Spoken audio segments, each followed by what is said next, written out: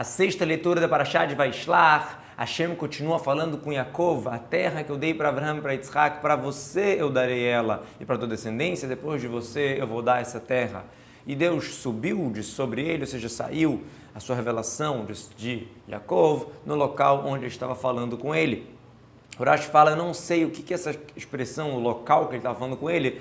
Óbvio que ele saiu de onde ele estava. Por que literalmente precisa colocar isso aqui? A gente sabe quando o Rashi fala que não sabe a explicação, é porque existem explicações no sentido metafórico, no sentido mais profundo da Torá, mas no literal, que é o caminho do Rashi, ele não achou uma explicação. Yaakov estabeleceu um monumento no local onde Hashem falou com ele, um monumento de pedra, e derramou sobre ele um nécer, um derramamento como se fosse em honra para Hashem, e jogou sobre ele azeite. Yaakov chamou o nome do local que Hashem falou com ele de Beit El, a casa de Deus, e a gente sabe que a casa quer dizer algo fixo. Eles viajaram de Beit El e ainda tinha Kivrat Haaretz, um espaço de terra para chegar para Efrat, e Arachel deu a luz e teve dificuldade ao dar a luz. O que quer dizer Kivrat Haaretz? Menachem Ben Sruk, ele explicou a linguagem de kabir, de muito, de força, de poder, ou seja, ainda tinha muito espaço, ainda tinha boa andada para chegar em Efrat. Pelo Midrash, a época que ele estava andando era uma época que a terra ela era halulá, ela estava com um espaço, ela estava areada e furada, entre aspas, como uma peneira. Então, kvará é peneira, kivrat haaretz, porque é a época que o arado está comum, porque já passou o outono, o calor mais forte ainda não chegou, é a época do arado. Mas diz Urash, isso aqui não é o pshat, não é o literal, porque em Naman a gente encontra a expressão Vayeler meitou kivrat haaretz, que ele foi dele o tempo, o espaço de kivrat haaretz. Então, não é uma época. Então diz Urash, isso aqui tem a ver com o tamanho, com a medida da terra. Igual alguém fala, o tempo de andar uma parçá, a mesma coisa. Aquele que dizer o tempo que a pessoa ara num dia, quanto que a pessoa consegue arar num dia, então esse mesmo espaço de terra tinha para chegar em Efrat, ou seja, pouco espaço, pouco relativamente para chegar em Efrat. E quando a Rachel estava tendo dificuldade para dar luz, então a parteira falou: não temas, que também esse vai ser para você um filho, ou seja, vai nascer. Gamos é também esse, além do Yosef. Outra explicação, os sábios dão que com cada tribo nasceu uma gêmea e com Binyamin nasceu duas gêmeas, então uma gêmea a mais do que os outros irmãos, então também, quando fala também, vem incluir alguma coisa.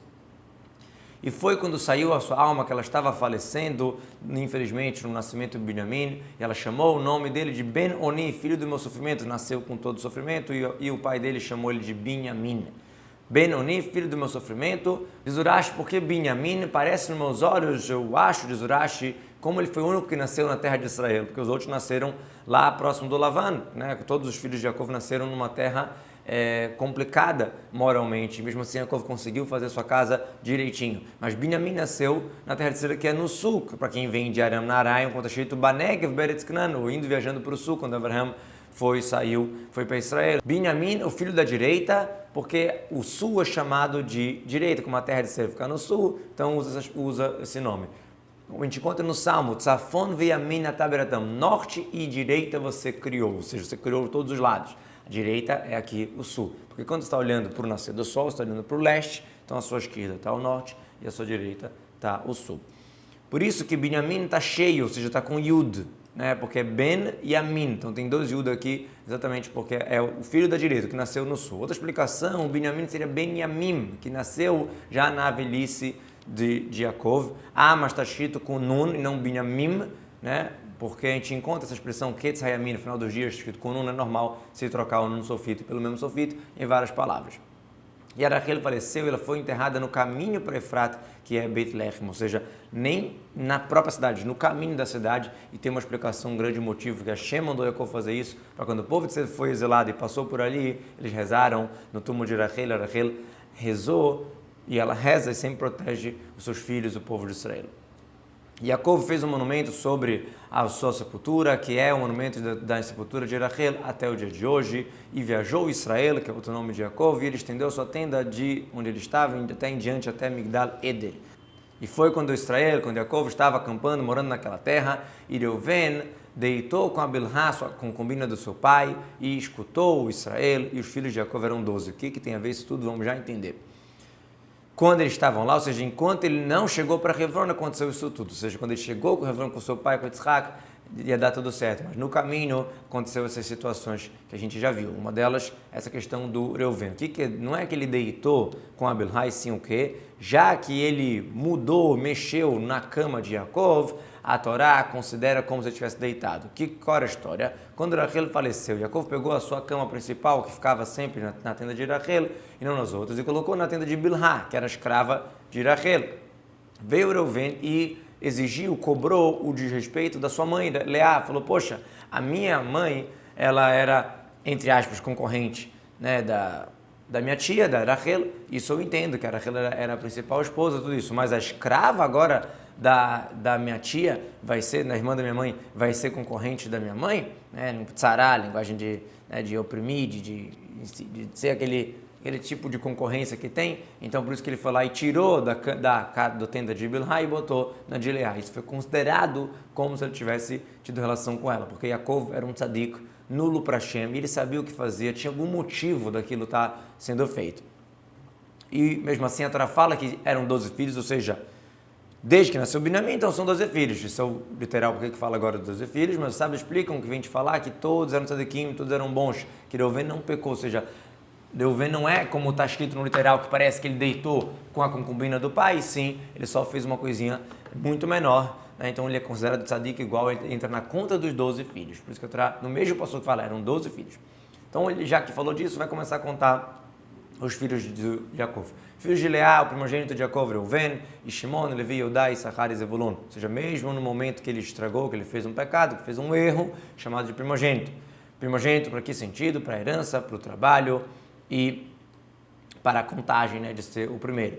E a primogenitura de Yosef, que foi dada para Yosef, foi para a questão das duas partes, das duas tribos, que uma tribo que ia virar duas tribos foi justamente com Yosef e não com Reuven. Efraim e Menashe, seus filhos viraram tribos como as outras tribos.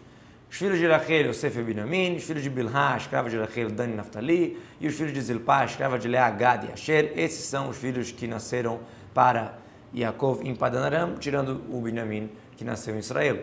E veio Yaakov para Yitzhak, finalmente ele volta para a casa dos pais, para Mamré, aquela planície, né, que se chamava Mamré, na cidade de Criat Arba, que é Hebron, onde morou lá Avraham e Yitzhak. Mamré é o nome da planície, como a gente já viu. Criat Arba, porque é chamada cidade dos quatro, é chamado de Mamré, é chamado também de Criat Arba, planície dos quatro.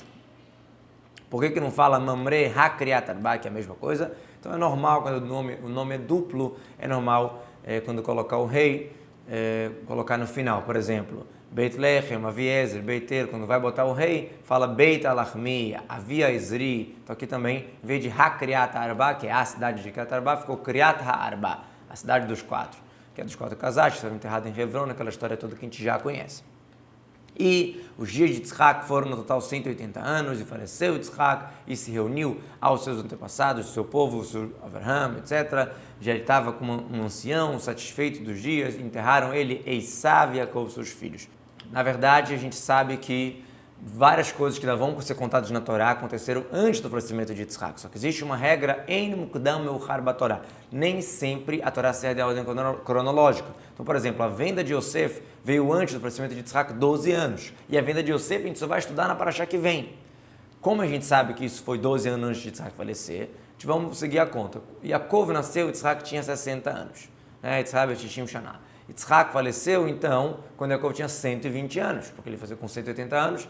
Se você tirar 60 de 180, dá 120. Yosef foi vendido quando ele tinha 17 anos. Yaakov tinha quantos anos nessa história? 108. Então, ainda sobrou 12 anos até os 120. Como eu sei que Yaakov tinha 108 anos quando Yosef foi vendido, vamos lá. Com 63 ele foi abençoado, 14 anos ele ficou estudando Torá, que a gente já provou isso no outro, acho que ele ficou 14 anos antes de chegar para a casa do Lavan, então já estamos em 77.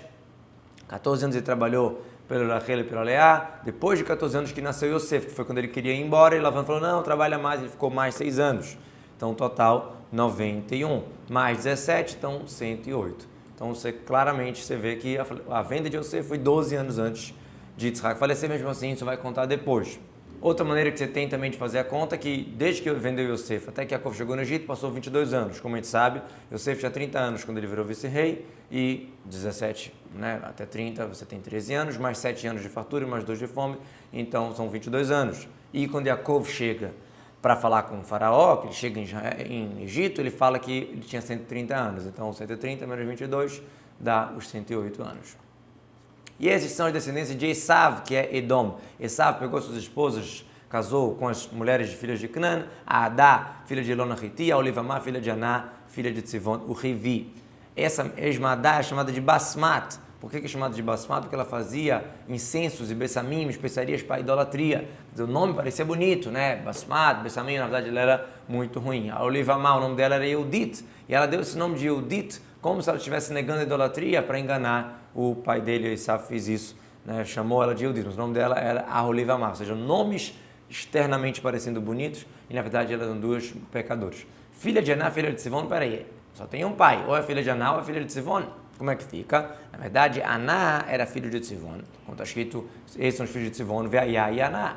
Na verdade, Tzivon teve relação com a sua nora, a esposa de Aná, e saiu disso a Halivamá dos dois. Então, a Torá vem te mostrar como todos esses aqui eram tudo mamzerut, relações proibidas, uma situação bem complicada. E a Basmat, terceira esposa de Esav, a Basmat, filha de Ismael, irmã de Nevaiot. Antes a gente chama ela de Mahalat. A gente encontra aqui, tem três pessoas que perdoam o pecado. Uma pessoa que se converteu, pessoa que vira um líder, vira uma situação importante, então ela precisa ser perdoada para começar uma nova página, a pessoa que casa também. E a gente aprende daqui que a Basmat é chamada de Mahalat em outro lugar, porque perdoaram os pecados. Ou seja, até Esav, quando casa, quando ele está preocupado em trazer filhos para o mundo e fazer algo para essa humanidade, então ele é perdoado dos pecados. Imagina o quanto que vale um casamento normal, a importância do casamento, a importância de trazer filhos para o mundo e tudo isso. Irmã de Nevaiot, por que ela é chamada de irmã de Nevaiot? Porque Ishmael já tinha falecido, então quem ajudou para fazer o casamento foi Nevaiot, é chamada de irmã de Nevaiot. E deu à luz Adá para Esav, Elifaz, e Basmat deu à luz para Reuel. E Olivamá gerou também o Yehush, Elam e Korach. Esses são os filhos de Esav que nasceram na terra de Canaã antes dele se mudar para o Monte Seir. Esse Korach, ele era mamzer, também era fruto de uma relação proibida, um bastardo, ele era filho de Elifaz, que teve relação com a esposa do pai. Elifaz, filho de Esav, teve relação com a esposa do seu pai, com a Olivamá, a esposa de Esav, porque a gente encontra isso, que Korah é um dos príncipes de Elifaz, né? Então, como que pode ser? É através dessa relação proibida. E Esav pegou suas esposas, seus filhos, suas filhas e todas as almas da sua casa, ou seja, toda a galera, usa linguagem plural, né? Porque não tinha união, todos os que ele adquiriu, seus animais, suas posses, que ele conseguiu na terra de Canaã, e ele foi para uma outra terra por conta de Jacó, ou seja, para não morar junto. Foi para uma terra, ou seja, para encontrar algum lugar para morar. Já que essas posses eram muito grandes, a terra não conseguia aguentar por causa dos animais, também Esav, também Yaakov. A terra não conseguia atender às necessidades dos dois, ou seja, não ia ter pasto suficiente para os animais de Yaakov e de Esav. Essa é uma explicação pelo literal. Midrash fala uma coisa interessante. Por que ele foi? Foi por causa de Yaakov, por causa do documento de cobrança que ia ter sobre ele, porque Hashem falou para Abraão, tua descendência vai ser forasteira, vai ser um escravo numa terra estranha. E isso estava sobre a descendência de Yitzhak. Esav falou, para não cair sobre mim, eu prefiro nem pegar nem o presente, que é essa terra de Israel, e nem a dívida de ser escravo, prefiro ir embora. E também outro motivo, por causa da vergonha que ele vendeu para a primogenitura, depois que ele entendeu que besteira que ele fez, então ele quis morar longe. E Esav morou no monte de Seir, Esav é Edom. E esses são a descendência de Esav, o pai de Edom, do povo de Edom, no monte de Seir, ou seja, que nasceram depois que ele foi para Seir. Porque a gente falou antes que nasceram na terra de Israel, terra de Canaã até então. Esses são os nomes dos filhos de Esav: Elifaz, filho de Adá, esposa de Esav; Reuel, filho de Basmat, esposa de Esav; e os filhos de Elifaz: Teiman, Omar, Tzfo, Gatam e Knaz. E a Timná, ela era concubina de Elifaz, filho de Esav, e deu à luz para Elifaz, Amalek. Esses são os filhos de Adá, esposa de Esav. Por que tem que falar da concubina de Elifaz? Isso vem mostrar a grandeza de Abraão, o quanto que as pessoas tinham desejo de se juntar à sua descendência. Essa Timná, ela era uma princesa, era descendente de grandes príncipes, como está escrito, irmã de Lotan, Timná. E Lotan era dos príncipes de Seir, que era do povo Hori, o povo antes de Esav chegar para morar lá. Então ela falou, se eu não consigo me casar com a descendência de Abraão, eu vou pelo menos ser concubina. E ela fez questão, deixando de ser princesa ali, para virar concubina aqui, só para se juntar com a descendência de Abraão. No livro de Devarim conta ela como os filhos de Elifaz. Então, peraí, ela era filha de Elifaz ou ela era a concubina de Elifaz? Aqui a gente vê que o Elifaz teve relação com a esposa de Seir e saiu a Timná dentro delas. Depois que ela cresceu, o próprio Elifaz foi lá e pegou ela como concubina. Olha a loucura. Então, por isso que fala, Hot Lotan Timná, a irmã de Lotan Timná, não conta com os filhos de Seir, porque ela era irmã pela mãe, mas não era pelo pai, porque o pai dela, na verdade, era o próprio Elifaz. Esses são os filhos de Reuel, Nachat, Zerach, Shammai e Mizá. Esses são os filhos de Basmat, esposa de Esav. E esses eram os filhos de Olivamá, filha de Aná, filha de Atzivon, esposa de Esav, e deu à luz Eush, Elam e Korach. Esses são os príncipes dos filhos de Esav, filhos de Elifaz, primogênito de Esav, o príncipe de Teimã, Omar, Tsefo e Kenaz. Ou seja, Alufei no sentido de chefes da família, os grandes chefes da família. Aluf Korach, o chefe, a cabeça, o príncipe de Korach, Gatam, Amalek. Esses são os descendentes, príncipes, chefes de Elifaz na terra de Edom. Esses são os descendentes da Adá, esposa de Esav. E esses são os filhos de Reuel, filho de Esav, o chefe Nachat, o príncipe Zerach, Shammá, Mizá. Esses são os chefes de Reuel na terra de Edom, são os descendentes de Basmat, esposa de Esav. E esses são os filhos de Olivamá, esposa de Esav, Aluf Eush, Aluf Elam, Aluf Korach. Todos esses que a gente já falou são os chefes da Olivamá, filha de Aná, esposa de Esav. Esses são os filhos de Esav, e esses são seus chefes, que é o que gerou o povo de Edom.